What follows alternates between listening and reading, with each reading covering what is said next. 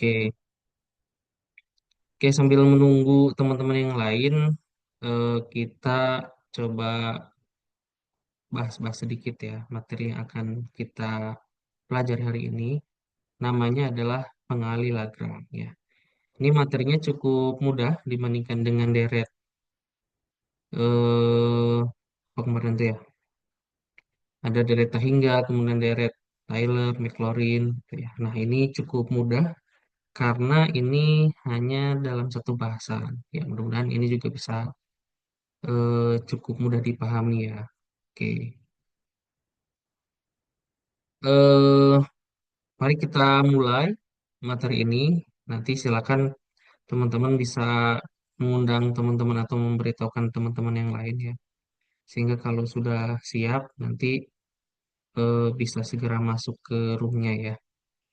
Karena pematerian ini akan cukup singkat, namun memiliki materi yang cukup padat sehingga kalau tidak memperhatikan penjelasannya, maka akan kasihan juga nanti ngejarnya agak susah ya.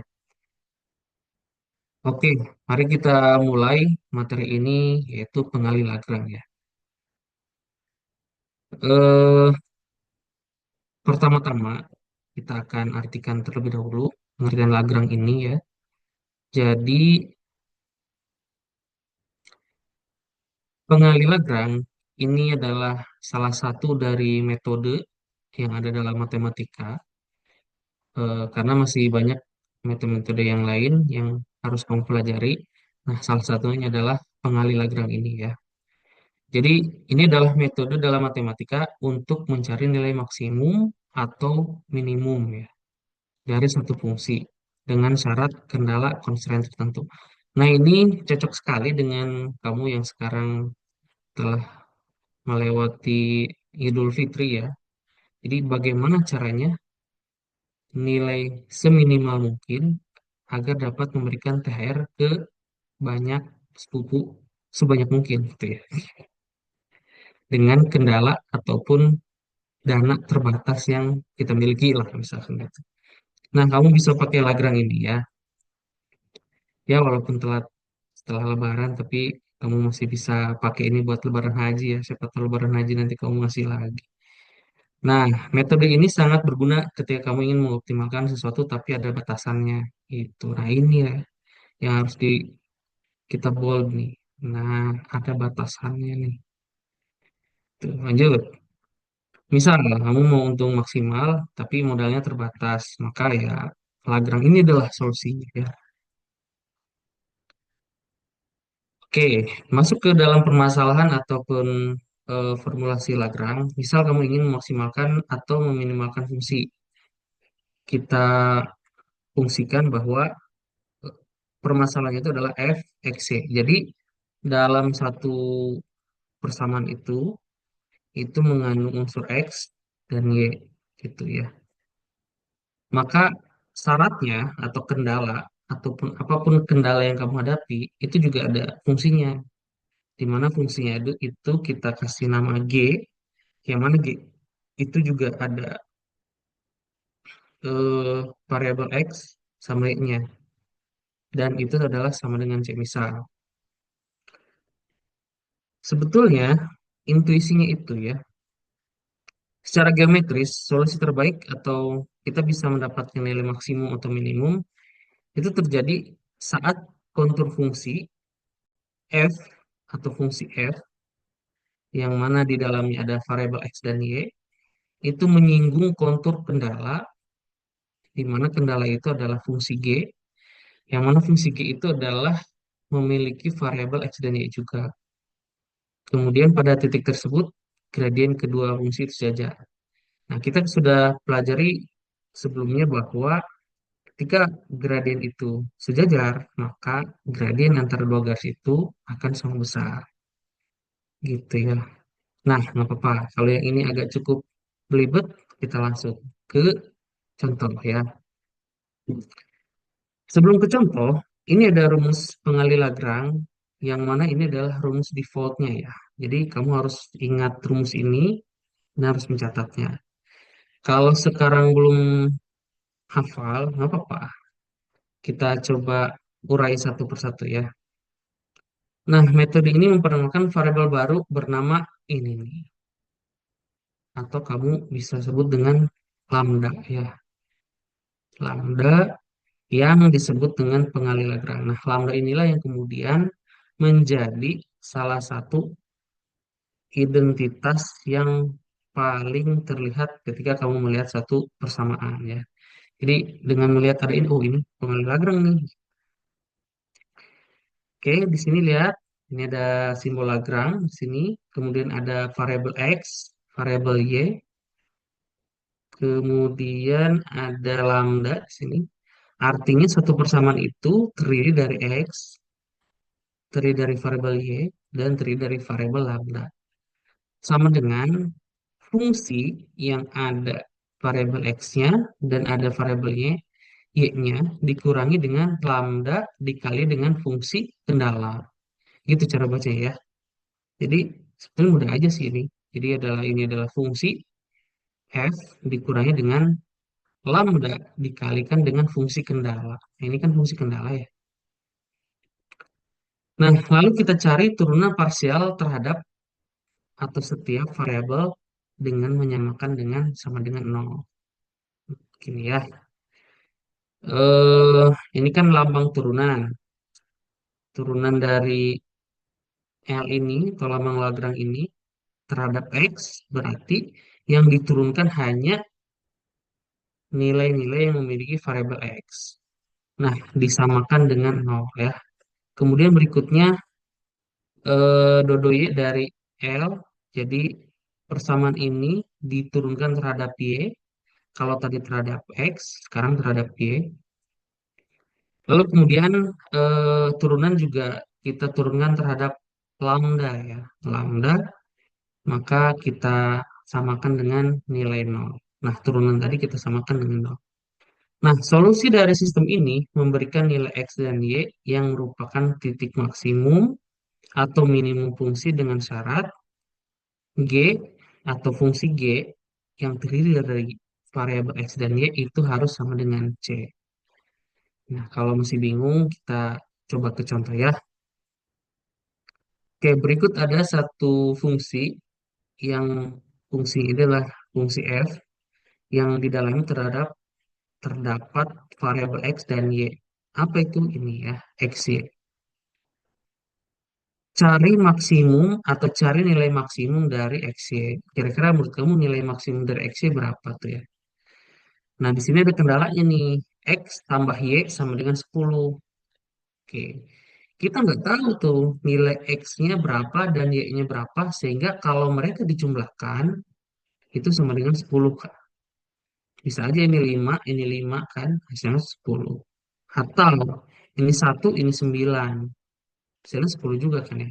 Atau ini 8, ini 2 sama dengan 10. Nah, karena ketidakadaan kepastian dalam perhitungan tersebut, maka kita bisa menggunakan pengalih Lagrange. Gitu. Jawab contohnya gitu ya. Ini langkah-langkahnya, silakan kamu ikuti. Pertama, bentuk fungsi Lagrange. Nah, fungsi Lagrange seperti ini ya. Ini adalah simbol Lagrange. Ada X, ada Y, ada lambda. Nah, ini ya. Tadi kan fungsi F-nya XY ya. Ini XY. Kamu rubah jadi XY. Dikurangi lambda. Nah, ini kan X plus Y sama 10. Nilai 10 ini kamu pindahkan ke sini gitu. Jadi pindah ruas nih yang 10. Tuh, salah ini aja deh. X plus Y kurang dari 10 sama dengan 0. Nah, kamu rubah dulu nih. Jadi kayak gini nih, X plus Y minus 10. Sehingga di Lagrange kamu bisa melihat bentuk ini, X plus Y kurang 10. Oke, nah semuanya nggak dirubah, cuma yang ini yang dirubah. Langkah selanjutnya adalah turunkan parsial. Gitu. Kita turunkan persamaan Lagrange ini terhadap X. Berarti yang memiliki variabel X-nya aja yang kita turunkan. Lihat ini. Turunan dari X, Y itu adalah, kan X-nya hilang jadi satu. Jadi timbul Y. Kemudian ini kan dikalikan silang ya. Lambda kali X, lambda kali Y, lambda kali min 10. Yang memiliki variabel X cuma lambda X. Maka turunan dari lambda X adalah lambda. Karena di sini minus, jadi di sini minus. Gitu. Jadi turunan dari eh, Lagrange atau persamaan Lagrange terhadap X itu hasilnya Y min lambda sama dengan 0. Maka kita pindah ruaskan lambdanya ke arah sini sehingga kita dapatkan persamaan Y sama dengan lambda. Oke ya, selanjutnya turunkan lambda terhadap Y. Jadi semua variabel yang ada Y-nya silakan kamu turunkan ya. Oke, di sini XY. Turunan dari XY adalah terhadap Y, berarti X. X kurang. Ini kan lambda dikali Y. Turunan dari lambda kali Y adalah lambda. Jadi X min lambda sama dengan 0. Pindah ruaskan lambdanya ke sisi 0 sehingga jadi X sama dengan lambda. Nah, sebetulnya dari sini kita sudah kelihatan ya. Nah, kemudian selanjutnya adalah turunkan lambda terhadap, turunkan persamaan Lagrange ini terhadap lambda. Maka semuanya yang ada lambdanya yang bisa kita lihat ini. XY diturunkan terhadap lambda.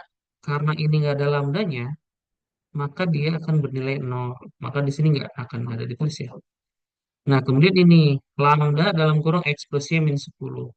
Turunan dari persamaan tersebut, karena di sini ada lambdanya, maka dia nilainya min dalam kurung X plus Y min 10. Sama dengan 0. Sehingga kita dapatkan X plus Y sama 10. Ini kan semua negatif ya. Ini jadi min X, ini jadi min Y, ini jadi plus 10 sama dengan 0. Kemudian ini kan negatif nih, min X sama min Y-nya. Maka min X sama min Y-nya yang kita pindah ruaskan. Yang 10-nya di min aja di situ. Kan jadi plus X, jadi plus Y. Atau kita bisa dibalik, X plus Y sama 10. Gitu ya. Nah, dari sini kita bisa lihat bahwa Y-nya lah sama dengan lambda, X-nya sama dengan lambda. Artinya nilai X sama Y itu sama-sama nilainya sama gitu. Sehingga bisa kita pastikan bahwa X sama dengan Y dan X itu plus Y itu sama 10 berarti X itu 5, Y-nya itu adalah 5 gitu. Sehingga nilai maksimum dari X, Y adalah 5 kali 5. Berapa 5 kali 5? Yaitu adalah 25 gitu. Jadi nilai maksimum dari XY ketika X plusnya 10 adalah 25 gitu ya. Udah ya. Nah, kemudian ada pertanyaan nih. Kapan sebetulnya Lagrange ini digunakan? Rata-rata Lagrange ini digunakan dalam ekonomi ya. Ini udah untuk mengoptimalkan keuntungan dengan modal terbatas. Nah, kalau kamu punya portofolio baik di saham ataupun di kripto, ini cukup menentukan ya untuk kamu bisa melihat bagaimana pergerakan eh, candle itu ya. Jadi kamu bisa memprediksi secara terbatas untuk menit berikutnya bagaimana candle itu akan bergerak ya. Bisa negatif ataupun bisa negatif.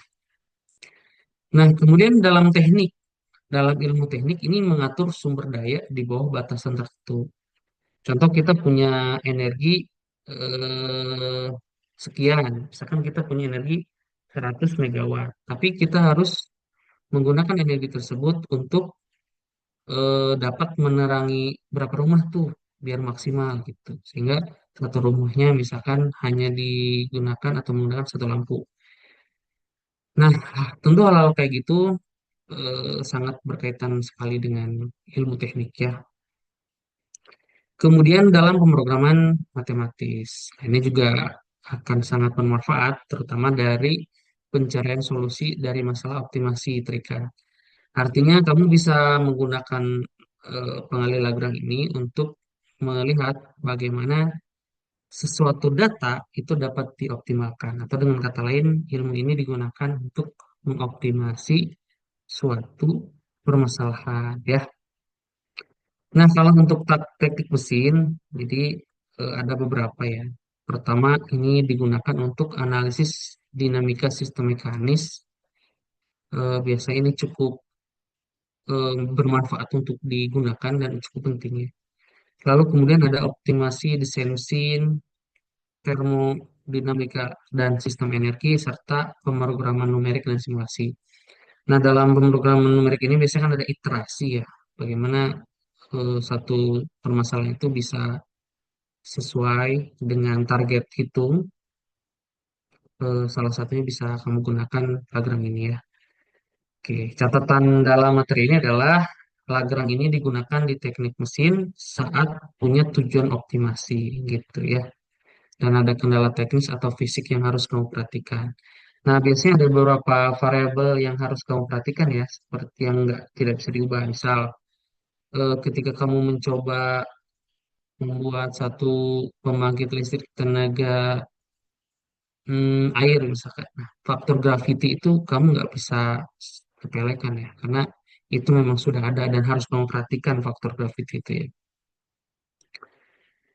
Kemudian di sini ada beberapa contoh soal, silakan kamu pelajari ya. Contoh soalnya cukup oke lah. Jadi kamu bisa lihat contoh-contoh soalnya, materinya sudah saya upload. Contoh dua, misalkan ini ada x kuadrat plus y kuadrat dengan ekspresi sama 6. Ini adalah fx-nya, ini adalah gx-nya. Kemudian kamu tuliskan dulu Lagrange-nya. Ya, kemudian kamu turunkan dari x kuadrat jadi 2x ya. Kemudian dari y kuadrat jadi 2y gitu sehingga x sama dengan 3. Gitu ya. Mudah sih ini ya. Jadi minimumnya itu x kuadrat plus y kuadrat sama dengan 9 tambah 9 sama dengan 18. Jadi nilai minimum dari persamaan ini ketika nilai x sama y-nya adalah sama-sama 9 gitu. Kemudian ada contoh 3 selesai. Sampai sini ada pertanyaan?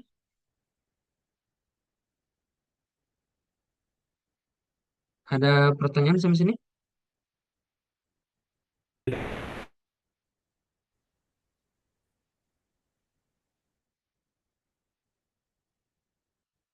Nggak ada? Cukup mudah nggak? Lumayan, Pak. Lumayan mudah.